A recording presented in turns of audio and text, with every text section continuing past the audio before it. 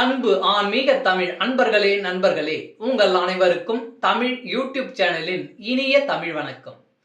தாய்மொழியால் இணைவோம், தாய்மொழியை வளர்ப்போம். வாழ்க தமிழ், வளர்க தமிழ். சைவ சமய திருமுறைகளில் 10ஆம் திருமுறையான திருமூலர் அருளிய திருமந்திரம். முதல் தந்திரம், நடுவு நிலைமை.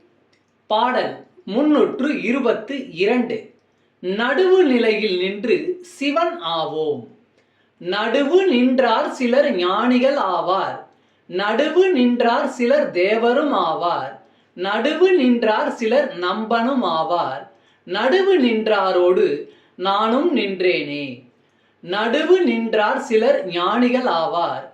நடுவு நின்றார் சிலர் தேவரும் ஆவார். நடுவு நின்றார் சிலர் நம்பனும் ஆவார். நடுவு நின்றாரோடு நானும் நின்றேனே. விளக்கம். நடுவு நிலையில் நிற்பவர்களில் சிலர் சிவஞானி ஆவார்கள். சிலர் சிவலோகத்தில் தேவர் ஆவார்கள். சிலர் சிவத்தன்மை அடைந்து சிவனாகவே ஆவார்கள்.